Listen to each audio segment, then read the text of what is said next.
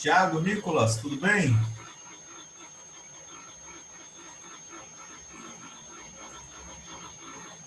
Opa, tudo bem? Tudo bom? Oi, boa noite. Nicolas.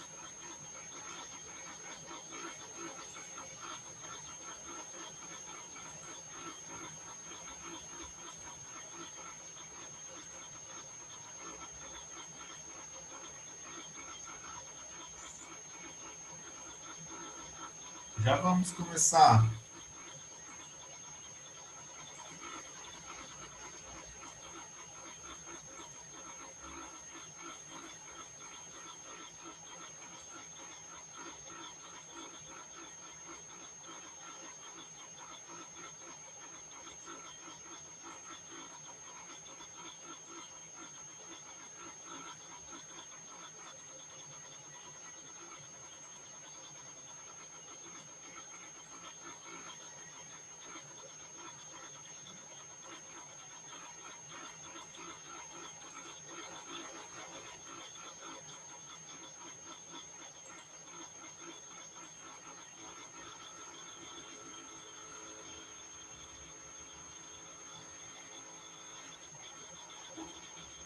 Vou pegar uma água ali e já vem, tá? Vou habilitar aqui, ó. O pessoal entrando.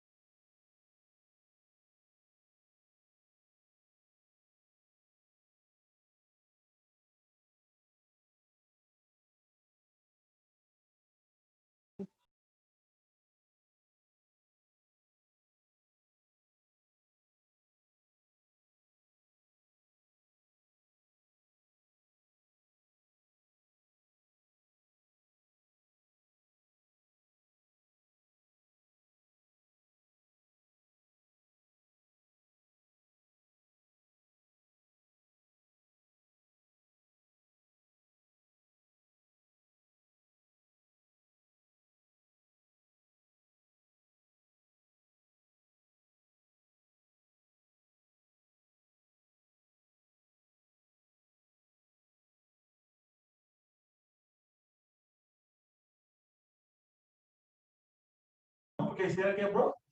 A esteira da máquina vai quebrar. Cara, mas os caras. Vai quebrar, cara. Não, mas os caras são foda, né, cara? Diz que foi avisado pra não andar em cima do aço, né? Mas eu tô te dizendo, agora tá comprovado. É. E aí, Ué? eu fiquei derrubar alguém, cara.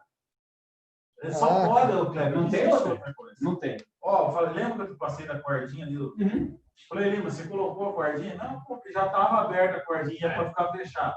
Não dá, cara. A Mel já me passou a mensagem, ó. Só passou atrás.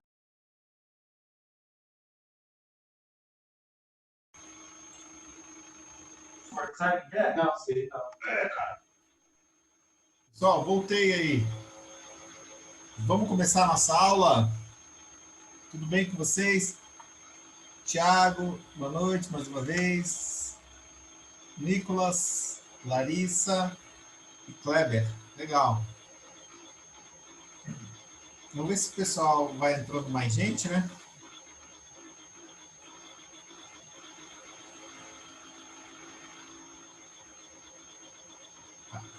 A aula de hoje, eu botei a programação ali para vocês e deixei um texto, né? Falando sobre a crise fiscal de 2014 e 2017, né? Então, vamos falar de crise fiscal. E daí vamos usar o texto, né? A base do Barbosa. Atenção, é uma interpretação da crise fiscal, tá? É uma interpretação. Não quer dizer que o senhor concorda 100% com o artigo, não quer dizer que o artigo coloca 100% verdadeiro, né? É um ponto de vista, né? De um autor de relevância, né? Que é o Barbosa, Angela Barbosa Filho, tá? Então, atenção especial. Oi, Juliana, tudo bem? Quanto tempo, né? Você não me aula, né? Eu não te vi aí.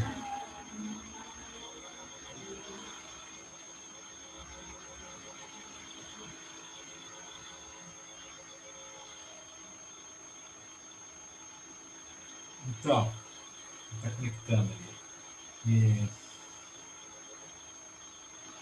Ô, professor, falando sobre a crise fiscal ali que você estava comentando, você acabou recebendo ali o resumo do PIC? Eu recebi, mas não abri. Vamos terminar Não, a aula. beleza, então. Terminando a aula, você fica Tá. comigo mais um pouco? Vamos ver. Eu recebi, mas eu não abri, eu não consegui abrir. Não, beleza. Você sabe, né? Você falou da crise fiscal, eu lembrei que a gente usou esse artigo do Barbosa até para a gente fazer essa parte A macroeconômica. gente usou, né? Isso. É um artigo bem simplesinho, direto, bom, né? Bem direto, né? É uma interpretação. A Juliana tá aí, abriu o microfone, Ju? Ou não? Tá com problema no microfone. Tá sentado do lado da Larissa? Ela não tá me ouvindo, acho. Eu sim, professor. Não sei se tá. tá conseguindo ouvir. Agora tô te ouvindo. Quanto tempo, né, Ju? Tá sentado do lado da Larissa ou não? Hã? Não. Tô em casa. Tô em casa. Tá de pijama, isso sim. Moletom. Legal. Nossa, tô com saudade de aula presencial, né? Vocês não estão com saudade de aula presencial? Vocês acostumaram. É horrível, assim. Vocês acostumaram a essas aulas. Então, é uma interpretação, tá? Não quer dizer que ele está certo ou errado, né? Mas ele é bem simplesinho, bem direto ao ponto, bem legal, assim, para a gente fazer essa discussão mais do cotidiano, tá? Então, olha que legal, olha o que o professor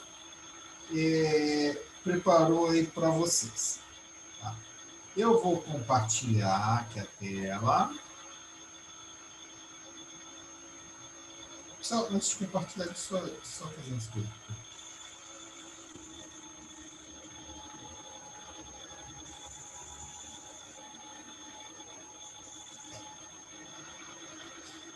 Dei uma travada, né? Não sei se vocês viram. Vocês estão me acompanhando? Estão me vendo? Eu acho que eu travei, hein?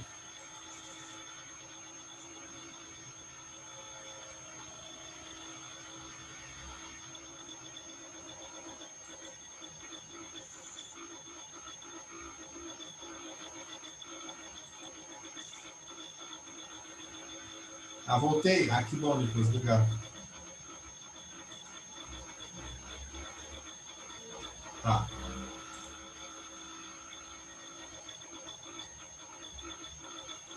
Então, ó, deixa eu compartilhar ali, ó. Eu já deixei organizadinho ali para vocês.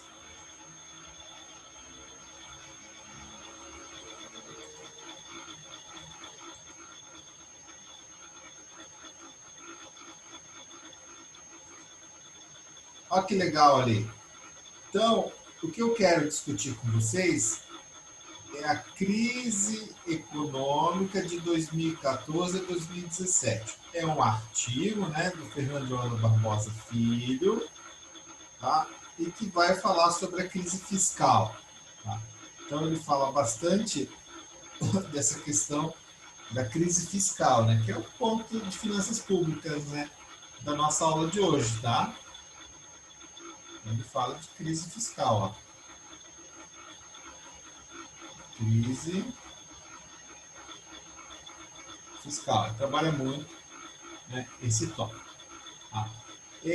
No artigo, não sei se tiver tempo de ler também, né, em cima da hora ali para vocês, no artigo é uma interpretação relevante desse período, mas eu volto a falar, não é a única, nem quero dizer que é a interpretação correta.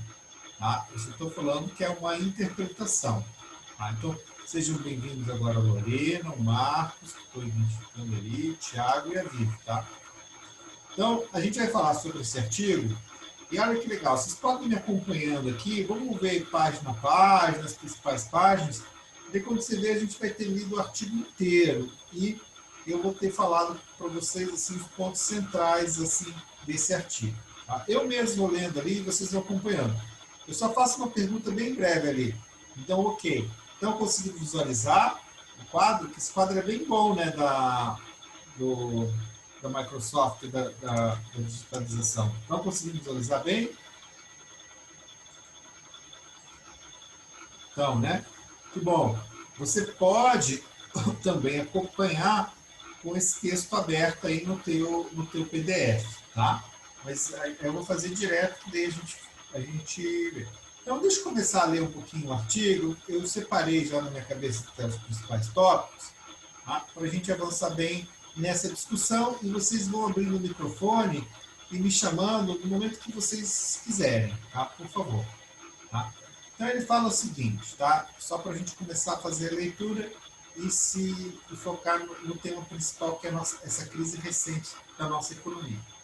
Tá? Então, ele fala: a economia brasileira encontra-se formalmente em recessão desde o segundo trimestre de 2014. Tá? Segundo, né, a FGV, lá da Fundação de Privados. O PIB per capita brasileiro caiu cerca de 9% entre 2014 e 2016. Essa situação cria um ambiente de forte pressão para uma pronta recuperação de nossa economia. No entanto, a saída da recessão depende de uma compreensão adequada de suas causas. Compreensão, ou seja, entendimento. Esse artigo contribui para essa compreensão e sugere possíveis soluções para uma retomada do crescimento sustentável. Tá? E daí ele vai avançando. Ó. A crise resulta de um conjunto de choques de oferta e de demanda. Ó. Atenção, ó. Então, aí ele já vem com o economês dele. Ó. Ele fala assim, ó, a economia ela está sofrendo o quê? Choques. Ó. Esse parágrafo foi importante. Ó. Choques. Tá? Então, o primeiro choque que ele vai falar sobre essa nova matriz econômica. Tá? Então, ó, N é uma interpretação dele, tá? Volto a falar, não quero dizer que o autor está certo. Ó. Uma nova matriz econômica. Segundo ele, essa nova matriz econômica a gente tem que entender como uma diretriz, ou melhor ainda, como um modelo de crescimento e desenvolvimento econômico, tá? É uma diretriz, ou seja, um modelo que a gente entende, né, de crescimento e desenvolvimento econômico. Foi adotado na economia brasileira. Tá? Crescimento e desenvolvimento econômico. Então, ele entende o seguinte, que essa matriz, né, que esse novo modelo de desenvolvimento econômico, essa matriz, né, nova matriz, que é o modelo econômico, esse novo econômico, ele não gerou o que ele chama de crescimento da produtividade, ó.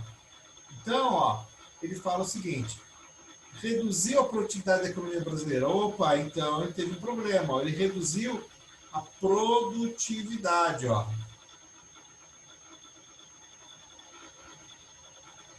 Tá lá, ó. Ele reduziu a produtividade. E com isso, quando ele reduz a produtividade, ó, modelo neoclássico, a determinação da renda, ele reduz a taxa de crescimento do produto potencial. Vocês vão poder observar que ele falava mais ou menos assim, ó, o produto potencial antes crescia em torno de 4, 4,5. Agora pode crescer em torno de 2 ou 2 e pouquinho, né? Potencial. Tá? Mas esse choque de oferta possui efeitos duradouros devido à alocação do investimento de longa recuperação em setores poucos produtivos. Tá? Os choques de demanda estão divididos em 3 grupos. O primeiro engloba o esgotamento, né, desse novo modelo, dessa nova matriz econômica, a partir do final de 2014. O segundo choque seria, né, a crise de sustentabilidade da dívida pública doméstica, ó. Daí vou botar em vermelho ali, ó, que é um pouco da nossa aula, ó, hoje, finanças públicas, ó. A dívida pública doméstica de 2015, e o terceiro, a correção do populismo tarifário, que demandou uma política monetária contracionista para controlar o processo inflacionário. Tá? E no final, ele fala ali, ó, no final ele fala o seguinte, ó, a aprovação da PEC do teto dos gastos, combinado com o envio da reforma da Previdência, marca o início da solução da crise da sustentabilidade da dívida. E, consequentemente, a volta ao crescimento potencial, do produto potencial. Tá? Então, aí tem a questão da produtividade, deixa eu anotar ali, ó. Aí, esse fato combinado, ó, combinado com a crise fiscal da dívida, ó, da crise fiscal e o processo inflacionário,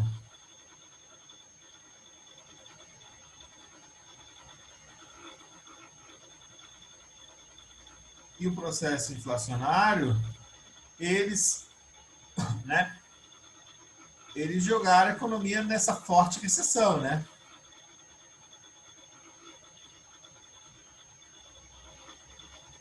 Nessa forte recessão, tá? Só que daí ele dá uma solução aqui uma introdução, né, uma visão geral, né, que ele tem, né, ó. Então, aqui ele fala o seguinte, né, a aprovação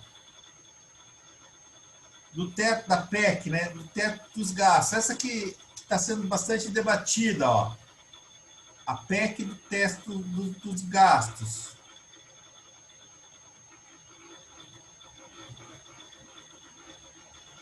Dos gastos. Mais, ó, atenção, pessoal. Mais a reforma da Previdência, ó.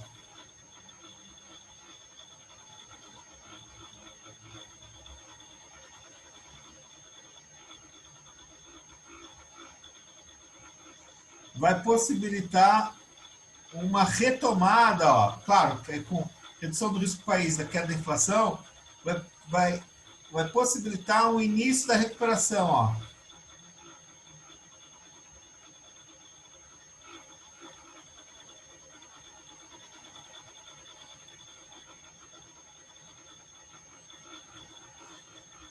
Tá bom? Tá? E com isso a possibilidade da gente retomar o avanço da produtividade e um PIB potencial, né, mais próximo de 4%, tá? Que ele fala aqui. Tudo bem? Então, a ideia central que a gente vai estudar é o seguinte, né? Crise econômica é uma combinação de um modelo fracassado que reduziu a produtividade e aliado a uma forte crise fiscal que a gente viveu, né, nesse período aqui que ele está estudando, e o processo inflacionário, tá, ocasionou num período de recessão muito acentuado na nossa economia. E a solução que ele vê é o ajuste fiscal, ó. Deixa eu melhorar aqui. É o ajuste fiscal, com a PEC do gasto, mas as reformas da Previdência, que é o início da recuperação. Tá? Veja que o Brasil fez isso, né? Ou seja, aprovou a PEC dos gastos, na sequência aprovou a reforma da Previdência e depois veio o Covid. Matou a economia. Então é uma outra recessão, né? O Brasil adora ver recessão, né? É tudo recessão. Tá bom? Então esse é o primeiro slide que eu queria compartilhar com vocês. Tá? E agora, só para não me perder, vamos no segundo slide ali, ó. Tá? Esse aqui. Segundo slide. Tudo bem? Até aqui, pessoal. Beleza?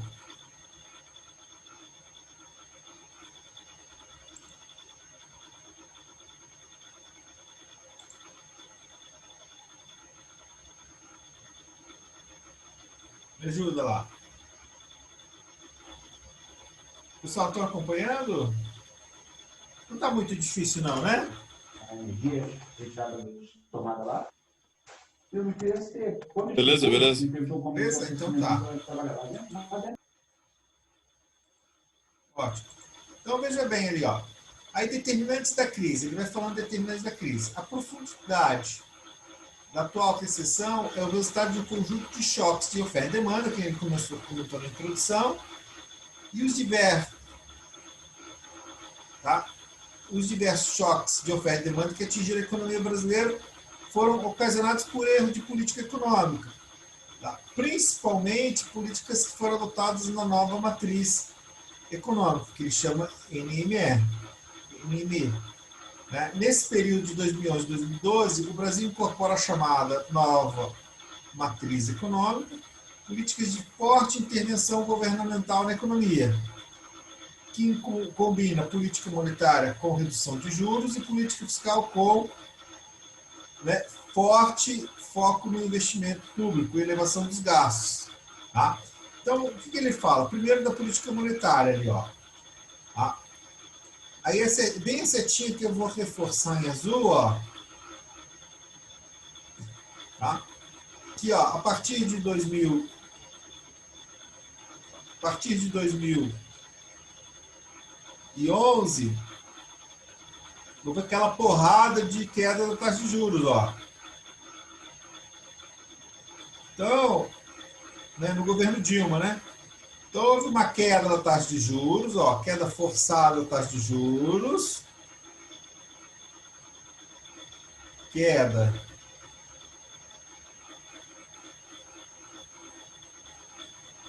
dos juros, tá? Só que atenção especial. O que esse gráfico mostra aqui? Que a queda dos juros não foi acompanhada por uma queda da inflação, mas sim por um processo de inflação, ó, mas aumento da inflação, ó.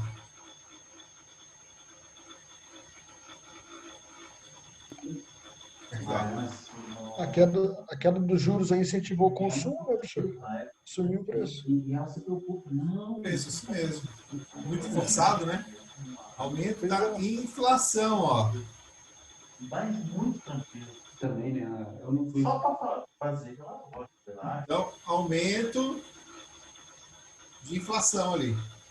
Tá? Então, por isso que ele diz, ó, pô, essa matriz econômica, essa nova matriz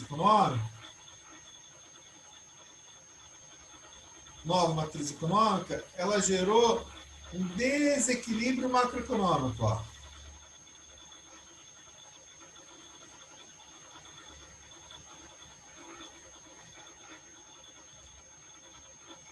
Um desequilíbrio macro. Por quê? Porque aquela taxa de juros, ela foi muito forçada, ou seja, e não teve um acompanhamento da queda da inflação. Segundo o autor, ó, reduzindo a credibilidade do Banco Central, ó. Tá? Então, ele entende que a mudança, essa política monetária é muito intervencionista ali, ó, para estimular o consumo, como o Kleber falou, ela não se sustentou. Tá? Na verdade, em economia, quando a gente estuda aqui esses pontos ali, ó, esses pontos aqui, esses movimentos aqui, né, do mercado, é interessante, vou até apagar aqui, ó, para vocês verem aqui, é interessante que quando você estuda esses pontos, essa queda de juros aqui que a gente vê, ó, forçada ali, ó, é o que a gente chama de efeito liquidez. Efeito Banco Central.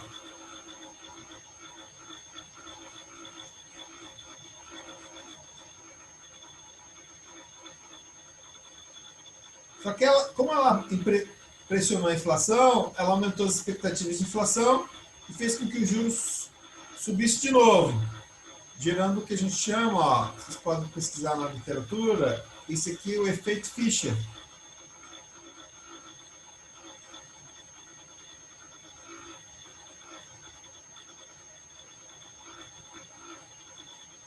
Efeito Irving-Fischer. Tá?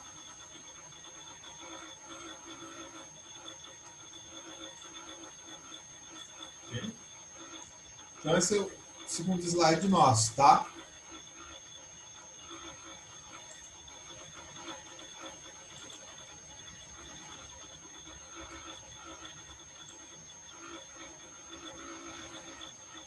Daí ele comenta o seguinte, ó, um instrumento importante dos estímulos governamentais foi uma atuação forte do Banco Nacional de Desenvolvimento Econômico e Social, BNDES. A política visava a constituição e criação de campeões nacionais e a escolha de setores estratégicos, que receberam fortes subsídios, como a indústria automotiva e subsídios e proteção, né? No caso da indústria naval, para citar dois exemplos. A Petrobras fez parte desse planejamento estratégico do pré-sal e, atenção, a política utilizou o recurso público de forma exagerada. Então, olha só, o segundo ponto da política fiscal que ele comenta, né, do problema da crise, primeiro foi a política monetária e aqui a política fiscal, ó.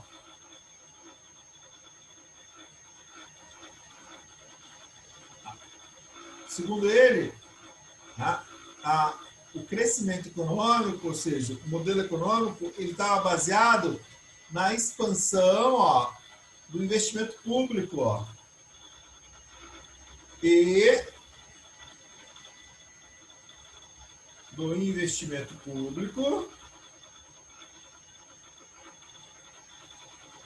e do financiamento direcionado do BNDES, ó.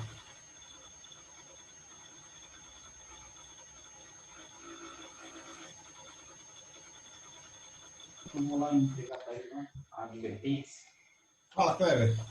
Cara, nem. Financiamento bem direcionado, vamos dizer, né?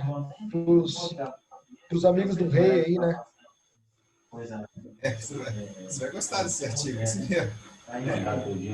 Ó, bem direcionado do BNDES para empresas privadas, isso mesmo, né? Para grandes empresas privadas. Né? Aí quem pegou dinheiro nessa época? Grandes empresas, né? Privadas economistas. JBS, a Oi. A Oi pegou muito dinheiro. JBS. A Gol, Magazine Luiza. Como que é o nome daquela empresa lá também? Kleber, tem gente na tua casa que está no trabalho? Você tá no trabalho? Eu estou alojado, professor. Estou no trabalho. Legal. Tá conseguindo assistir aula? Se eu sair da sala, eu não pego a internet no quarto. Não, fica aqui com a gente. Não, eu só perguntei por quê. Ó, sabe aquelas empresas que tinham uma letra X assim? Ah,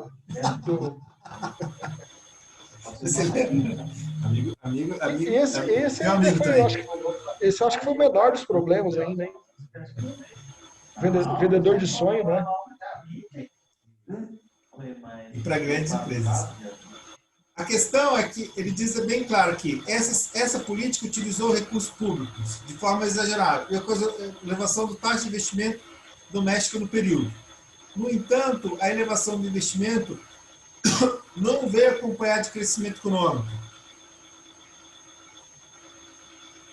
mas sim redução da produtividade total dos fatores, que é PTF, reduzindo a capacidade de crescimento da economia no período. Então vamos lá, vamos avançar aqui, ó. Qual que é o principal problema que ele levanta assim?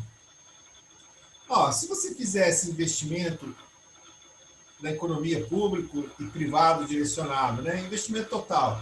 Se você fizesse investimento, ó, que é formação de capital, ó,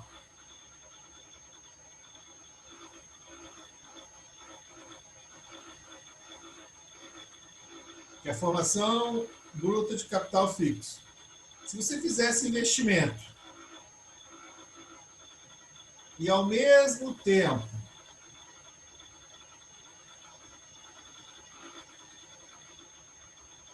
você aumentasse a produtividade, não teria problema. Mas o que aconteceu foi ao contrário. Ou seja, o que o autor está colocando através dos seus dados ali é que ele aumentou os investimentos, mas a produtividade total dos fatores caiu, ó, essa PTF. Que é basicamente, né, PIB pela população ocupada. Tá? Então veja os dados ali, o que ele levanta ali, né? Essa tabela 1. A tabela 1 mostra a composição, a decomposição do crescimento do PIB de 2002 a 2016, no período de 10 a 14. A tabela 1 mostra a decomposição do crescimento do PIB brasileiro de 2 a 16. Aí sim, no período 10 e 14, está aqui, houve um aumento da participação do capital no crescimento do PIB. Tá aqui, ó, aumentou. Ó. Então, o PIB cresceu em média 2%, e o capital, ó, atenção especial aqui, ó, e o capital tem uma participação de 75%, ó. Tá? Fruto da elevação do investimento. Então, aumentou o capital aqui, ó.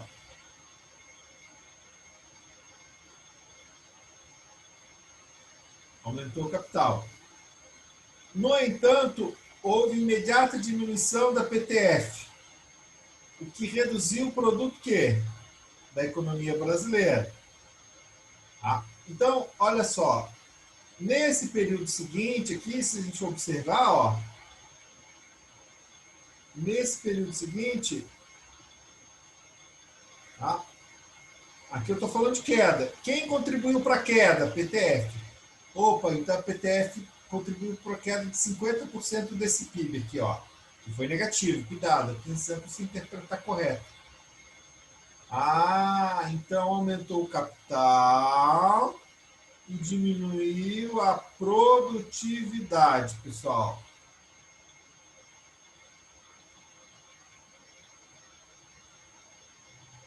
Diminuiu a produtividade. Tá? Então, esse é o problema central ali, ó. Diminuiu a produtividade total. A PTF, basicamente, ali, ó, só para você ter no seu caderno. Ô, professor, Fala. mas 2014 e 2016 também caiu o capital, né? Caiu, ó. Aqui também caiu, isso mesmo.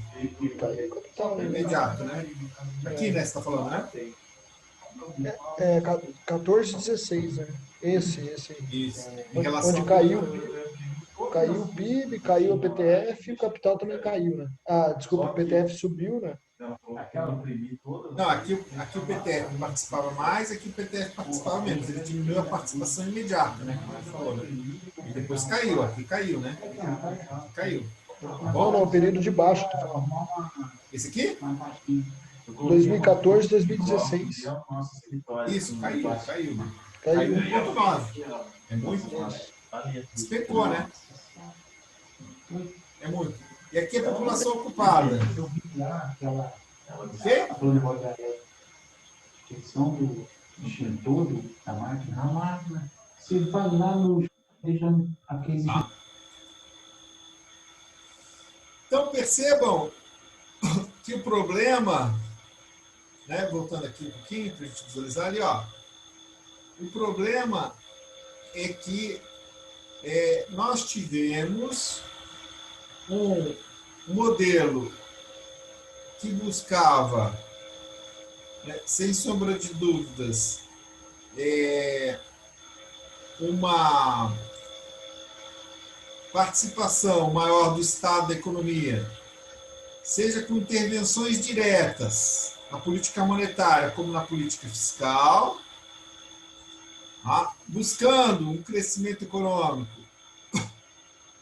e ampliação da demanda, somente o consumo das famílias, que, entretanto, teve um impacto contrário, no seguinte sentido: ela prejudicou o processo inflacionário e também prejudicou, né, a produtividade dos fatores. Então, isso mostra o quê? Uma política, segundo o autor, tá? Estou lendo o artigo do autor, segundo o autor, uma política, né, desastrosa aí do modelo, né, de desenvolvimento econômico, né, de matriz de desenvolvimento econômico. Tá? Tá. E daí o que a gente vai ver agora? Vamos lá, continuando o raciocínio.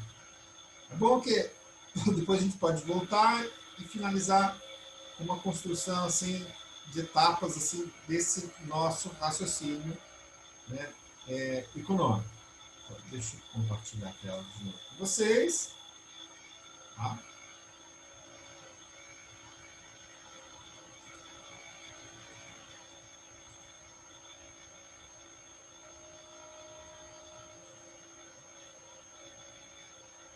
E daí o autor fala o seguinte, ó.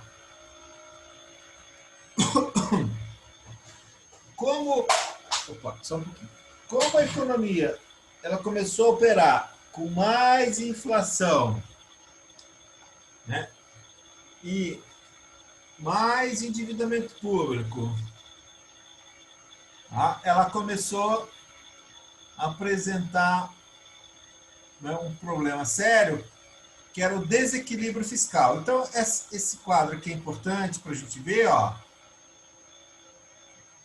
que ele vai falar o seguinte, ó, vou chamar essa nossa tela aqui, ó, esse nosso quadro aqui de desequilíbrio fiscal.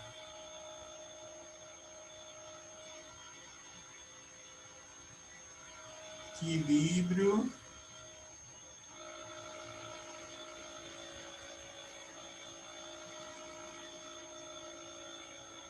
fiscal. No seguinte sentido, ó, o que ele vai mostrar ali, ó? Atenção.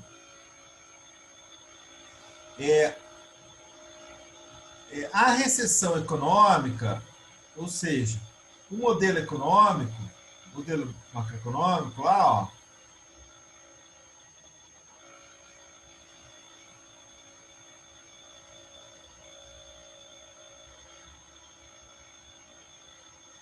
o modelo econômico adotado, ele, além de ter produzido um processo inflacionário, um aumento nos preços,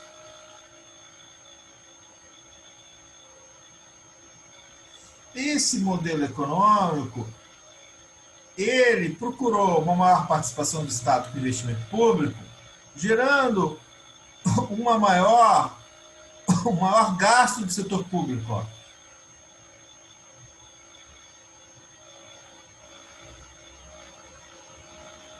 Tá? E investimento também, formação de capital também. Tá? Então, esse maior gasto do governo, formação, que não trouxe aumento de produtividade, tá? Ele fez com que, aí que eu quero que vocês percebam ali, ó, dentro da figura 2, ó, atenção na figura 2, ali, ó, o que ele mostra ali na figura 2? Atenção, a gente viu isso no segundo bimestre. Uma queda do superávit primário, ó. Vou mostrar para vocês aqui em azul, no quadro. Queda do resultado primário, que era um superávit, virou déficit. Vamos mostrar no gráfico ali, ó. O estado primário, vocês já sabem. Então, ó, em 2011, a gente tinha um superávit primário, aqui, ó, mais ou menos, aqui, ó, de 3% do PIB, ó. Positivo, ó. Superávit.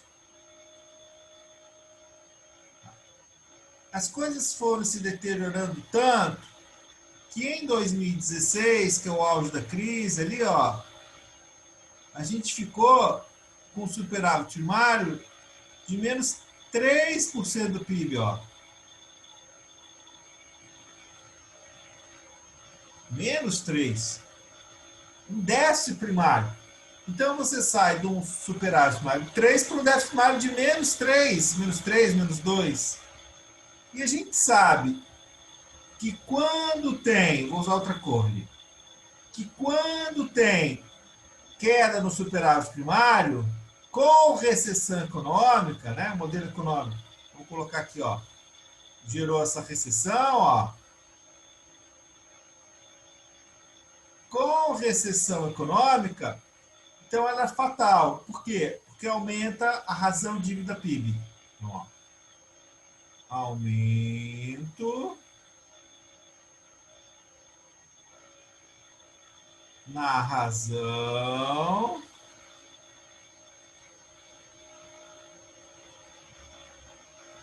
ele usa dívida líquida do setor público, tá? Ou não, dívida bruta, perdão. Dívida bruta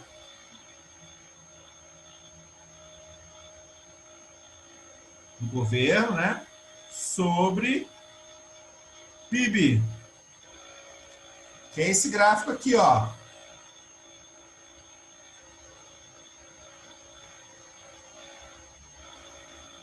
Que a gente tinha, se não conseguirem visualizar, eu escrevo ali para vocês, ó. Que a gente tinha em torno de 50% da razão dívida bruta, não é líquido, tá? E foi para 70%, ó.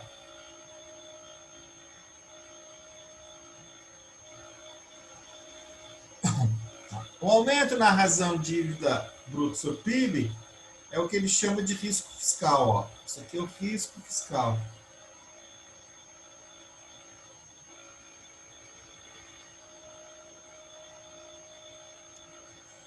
O risco fiscal exige o que a gente chama, né, um prêmio de risco maior, ou seja, os títulos negociados com uma taxa de juros maiores. Você vê Brasil, México e Chile, olha como o Brasil descolou, ó.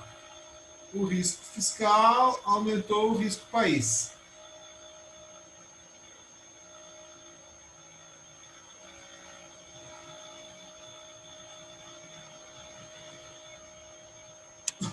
E daí ele mostra que o auge da crise ali é 2016, né? O aumento do risco do país.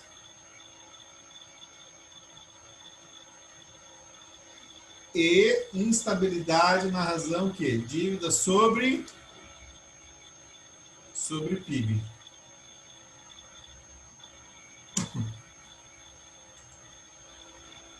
Tá bom? Pessoal, até aqui tudo bem? Estou indo muito rápido ou não?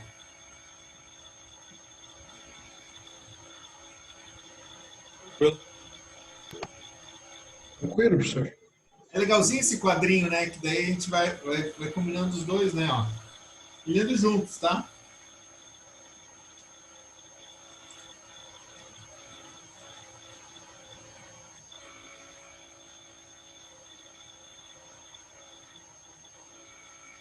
Então tá, que bom. Professor, Fala. tem uma coisa aí também que o senhor não comentou ali, é o controle de preço também, né? De vários produtos aí forçado, né? É Não controle, mas atuação nos preços, né? verdade. Ou seja, preços administrados, né? Se lembra? Preço da Próprio Petrobras, combustível, né? Próprio combustível, né? isso, energia elétrica também, né? Energia elétrica, tudo que Deprimido, né? seria de estrutural aí, eles seguravam. Eles não seguravam, mas atuavam em cima do preço, né? E detalhe, né? A inflação subindo, né? E a inflação subindo. O que, o que deveríamos ter feito a gente estava vindo, assistindo aula da Thaisa, né? Tipo o que a Coreia do Sul fez, né? Financiava as empresas, mas cobrava produtividade, tinha seu score lá que deveria ser atingido, senão cortava isso, né? Então, a gente só deu dinheiro e nada de retorno, né? Por isso que hoje em dia o pessoal tem bastante ressalva de achar que a solução dessa crise é pela via fiscal, né? Oh, Kleber, tá me ouvindo? Estou ouvindo sim, Ah, professor. tá. É por isso que hoje o pessoal tem bastante ressalva de achar que essa crise atual se dá pela via fiscal, né? Pelo contrário, né? Ele quer que esse choque seja acompanhado por uma crise o quê? Fiscal mais severa, né? É, o problema é que não é só aqui, né, professor? É o mundo inteiro. Então, olha lá, eu vou compartilhar com vocês, né, mais um quadrinho.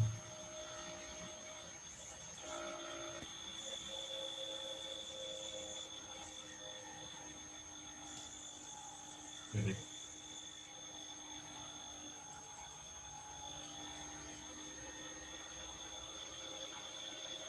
O computador começa a ficar pesado já, sabe? Eu tenho que dar uma limpada. Eu estou limpo toda hora ele, mas começa a ficar pesado aqui. O diretor ligado, né? Eu dei uma travada, tá? Tá, beleza.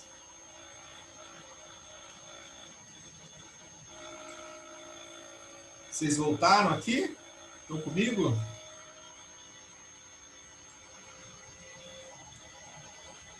Então, né? Alô, Brasil.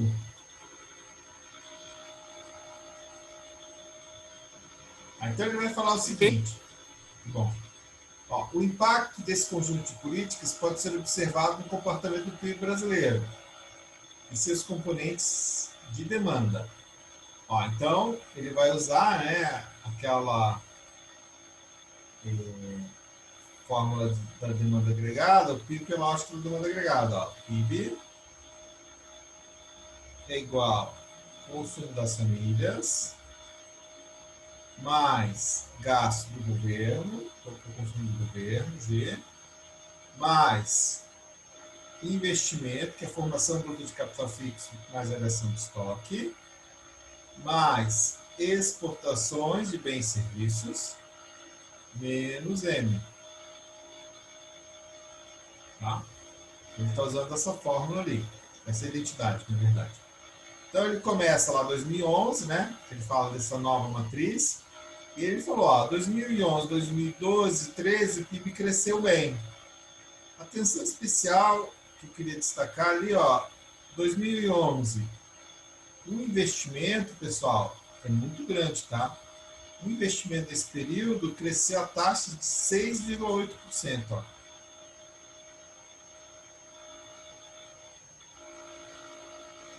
No ano, tá? É bastante, é real, né? É real. É bastante.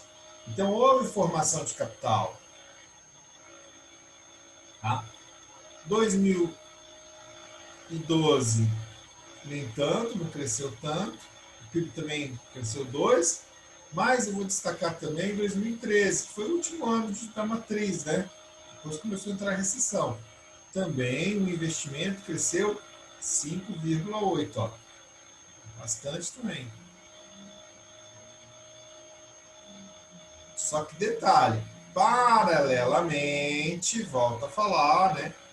Paralelamente, nós tivemos o que nesse período? Ó? Aumento da inflação, aumento dos preços,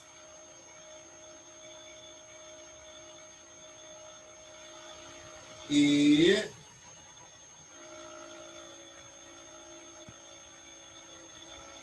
queda na produtividade total dos fatores, no PTF. Ó. Segundo a gente viu nos quadros anteriores. Tá? E a partir de 2014, então o que a gente tem? Ó? Aí não tem jeito. Ó. 2014, 2015, 2016, ali, ó, esperado ali, ó.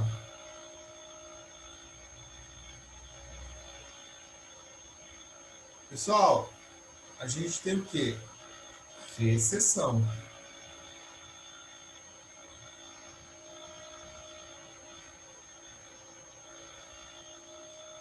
Recessão com inflação. Recessão econômica.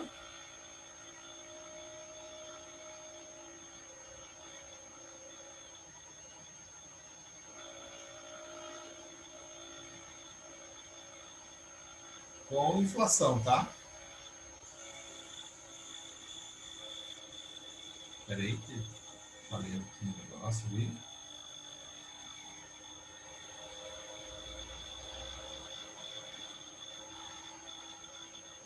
Com inflação. Vamos ler o texto dele. A redução da taxa de crescimento do PIB foi acompanhada pela taxa de investimento em 4,8% e a menor taxa de crescimento do consumo nos últimos anos, com crescimento somente de 2,3% no ano.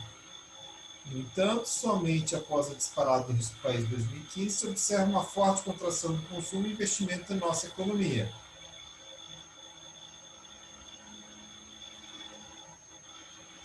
Tá? A forte queda desses dois componentes parece estar relacionada com a crise de sustentabilidade da dívida pública brasileira, que elevou os juros e a incerteza. O investimento se reduziu em 13,9% em 2015 e 10,6% em 2016. Aí a queda dos investimentos, ó. Então, atenção especial ali, ó. Aí a crise já estava instalada, com inflação, problema no câmbio, aumento do risco do país, fuga de capital e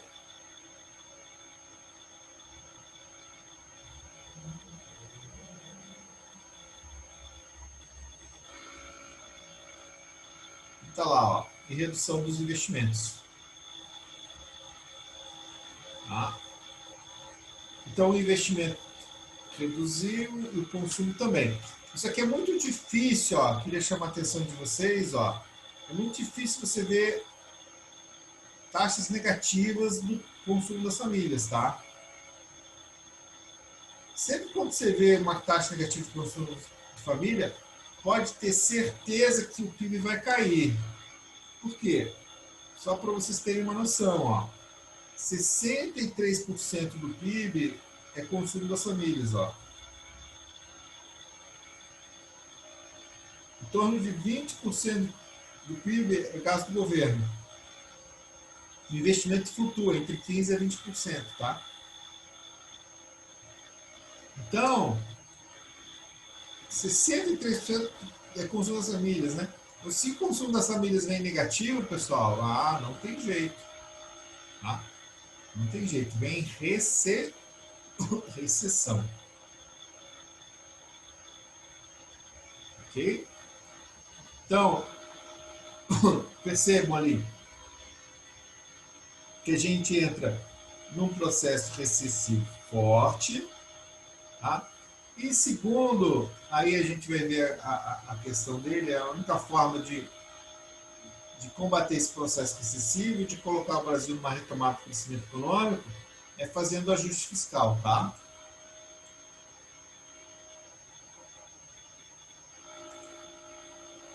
Ok? Então, já nos próximos slides ali, ele começa a falar o quê? Um pouco da saída da crise. Tá?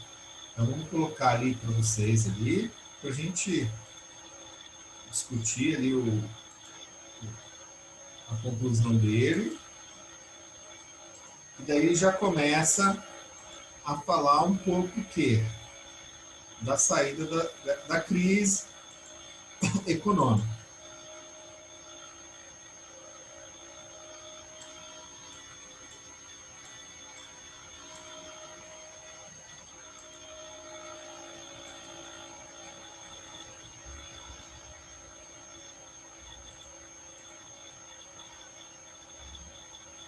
Deixa eu compartilhar com vocês aqui.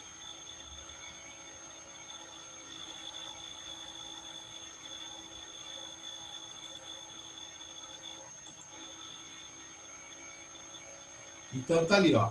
Saída da crise de 2014. A saída dessa recessão não é simples. Nos últimos anos, a economia brasileira saiu de um crescimento do produto potencial próximo de 4% ao ano para algo em torno de 2%. A dívida bruta entrou em trajetória explosiva e a inflação somente no ano de 2017 deve retornar à sua meta, após um longo período acima de 4,5% ao ano.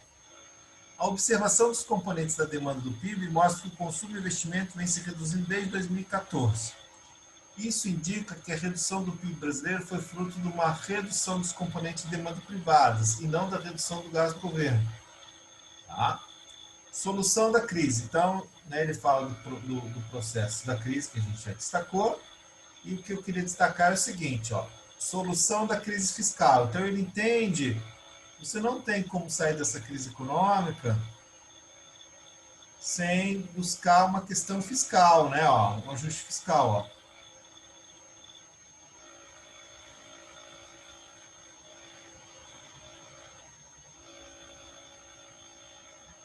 Tá lá. Não existe forma de retomada de crescimento no país sem um caminhamento de uma solução do problema fiscal. Tá? Então, ele entende que necessariamente você vai ter que fazer um ajuste fiscal. Ó.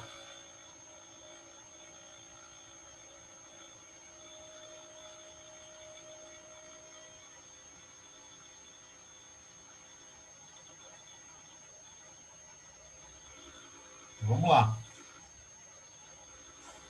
Tá? O déficit fiscal estrutural de 16 foi próximo de 2% do PIB, o que indica que para atingir um superávit de 2,5% para estabilizar a razão de dívida sobre o PIB, o país terá que fazer uma consolidação fiscal de 4,5% do PIB. Tá? A opção poderia ser uma consolidação imediata ou gradativa. Ambas funcionam desde que geram um ambiente crível de superávites primários futuros que possibilitam estabilizar a razão de dívida sobre o PIB. Então, ele tem que fazer um ajuste fiscal que mostre que, ao longo do tempo, você vem o quê? Estabilizar, ó.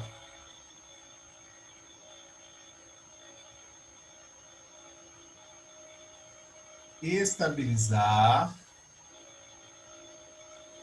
a razão dívida sobre PIB.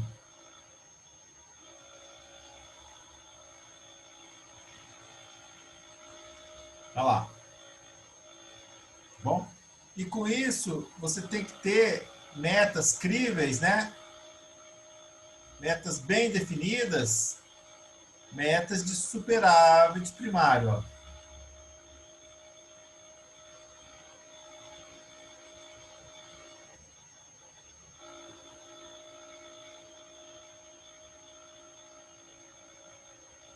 Aí vocês tiveram essas aulas com a gente, tá? Bom, aí o que ele considera ali, ó? Vamos colocar, ó. Então, impreterivelmente, o Brasil vai ter que atacar 2 pontos, ó. 2 pontos.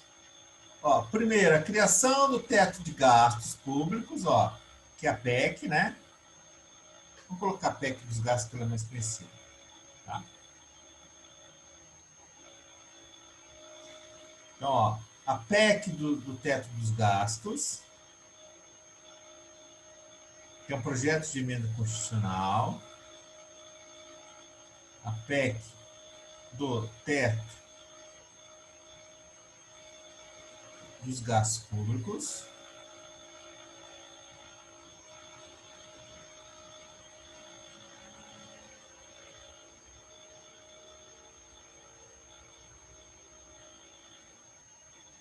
Tá? E o segundo ponto é a reforma da Previdência. Ó.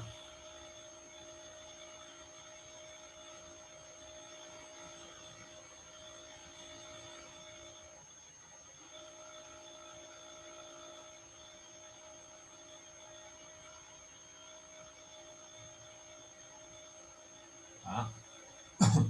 Então, ó, o governo Temer, segundo ele, escolheu uma consolidação gradual e a imposição do teto de gastos, acompanhada por uma reforma da Previdência, são passos importantes nessa direção.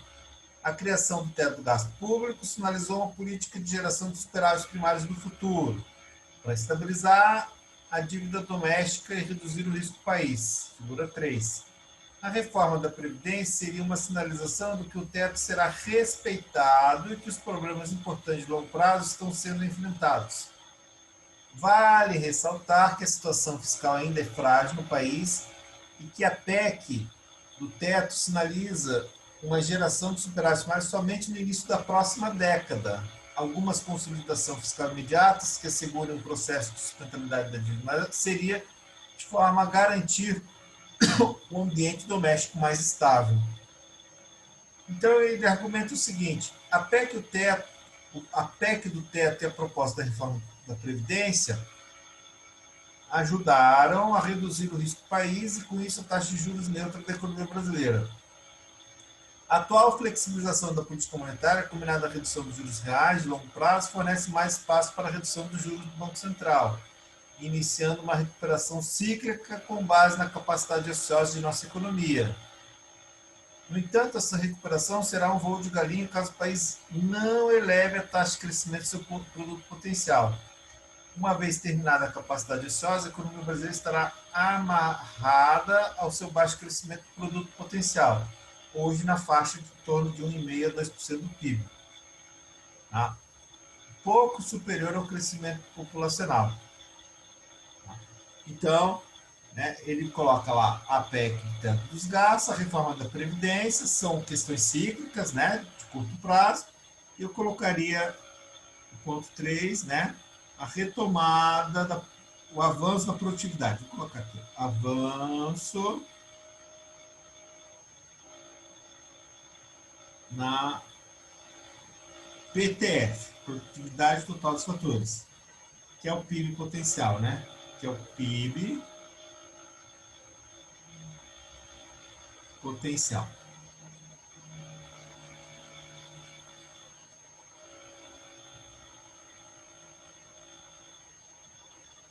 Tá bom? Ah. Então, percebam, né, que as coisas não são tão fáceis, né? Voltando ali, ó. O Brasil aprovou a reforma da Previdência, naturalmente antes a PEC do teto dos gastos, a taxa de juros caiu, mas o crescimento forte não veio, né? O Brasil ficou patinando nesse crescimento de 1%, 1,1%, já em 2018 e 2019, né? Que são dados que ele não traz aí, né? Ele escreveu esse artigo antes. Ah, e daí veio o Covid aí, né? Que loucura, pessoal. É isso que eu queria mostrar para vocês. Ó, que loucura. Tá, ele termina o texto assim, né? No sentido de que precisa fazer uma reforma. Mas a mensagem que eu quero dizer, que eu acho que é uma mensagem importante, sim, é impossível você retomar um crescimento sustentável num país, ainda mais em desenvolvimento, com um crescimento muito forte da dívida sobre o PIB e tendo um déficit público estrutural, né? Isso é uma mensagem importante, né? Não tem, Lorena. não tem paz, não.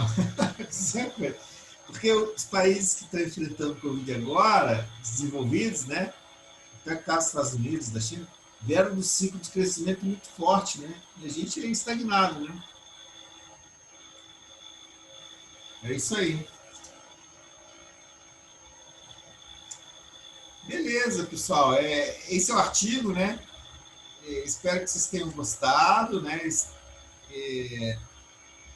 Eles, a gente fez quebradinho ali para vocês poderem acompanhar bem, né?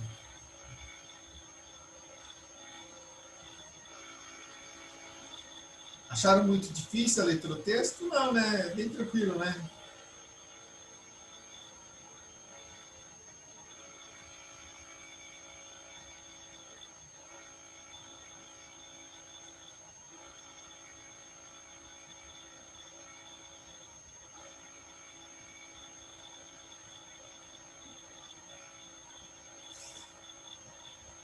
É bem fácil, né? Bem direto, né?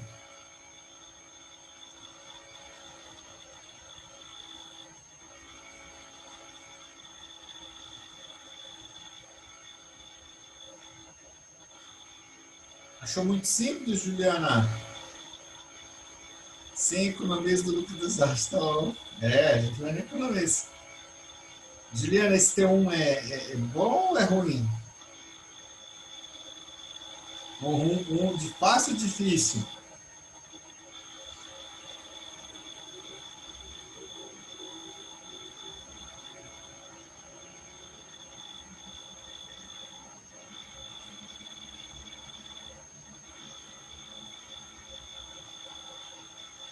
Não, dá para levar, né? Isso aí, dá para levar, né?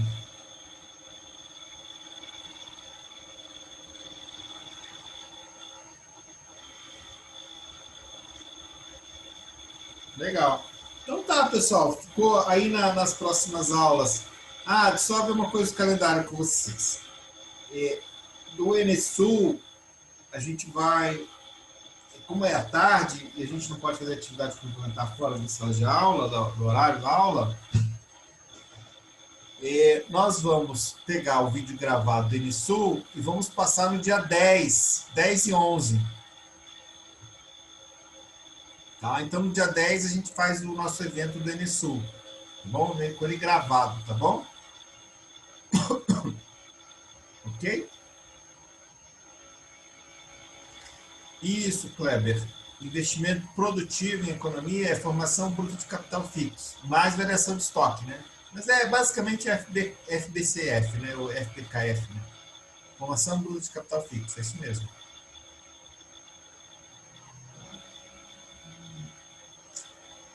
Você conseguiu, mas muitos alunos não, né?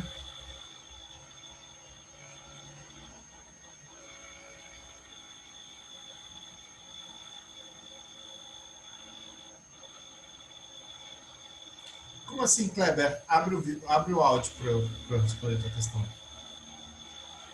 Você recomenda? Que bom, que bom, que bom que você gostou.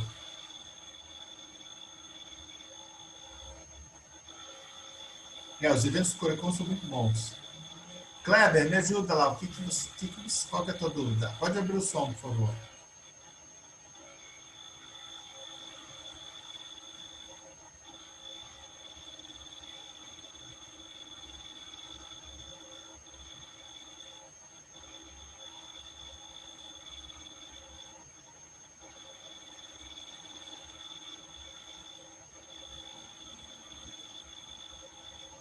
Não, a formação bruta, eu entendo.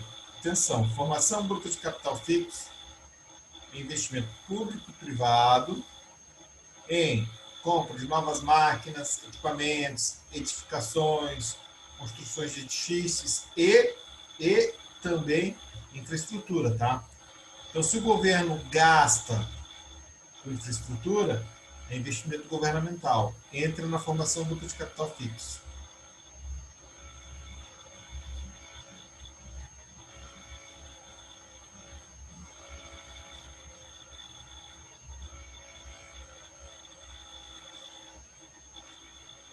Mas o investimento no Brasil é bem difícil, né? Porque o governo não faz investimento forte em infraestrutura e as empresas privadas às vezes têm difícil de achar sua taxa de rentabilidade, né? E não houve nenhuma melhora na produtividade, é isso mesmo.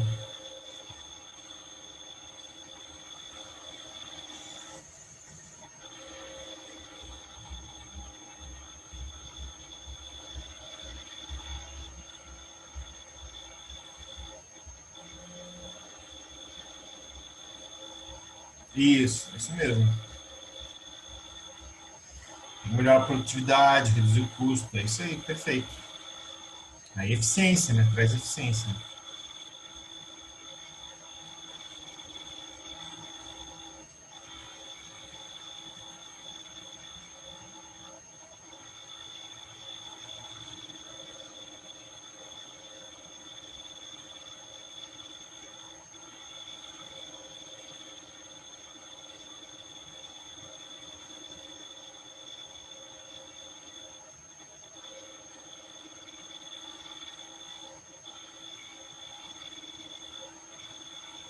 É isso aí.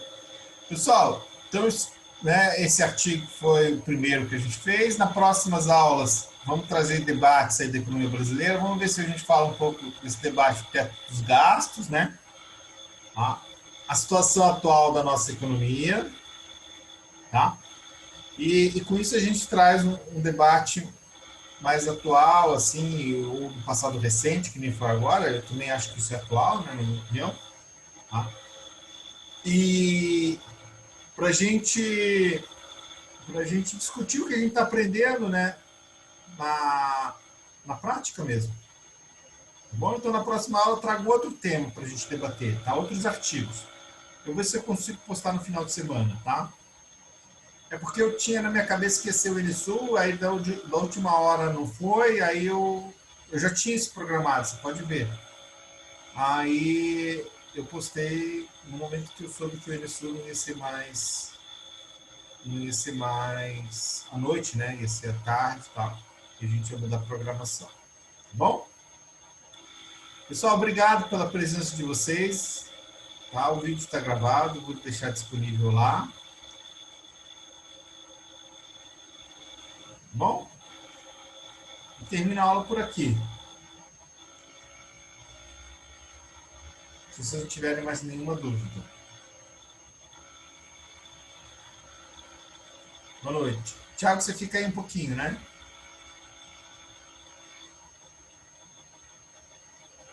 Ótima semana, Oi? Ju. Fica um pouquinho, né, Tiago? Fica aí um pouquinho só. Tá, beleza então.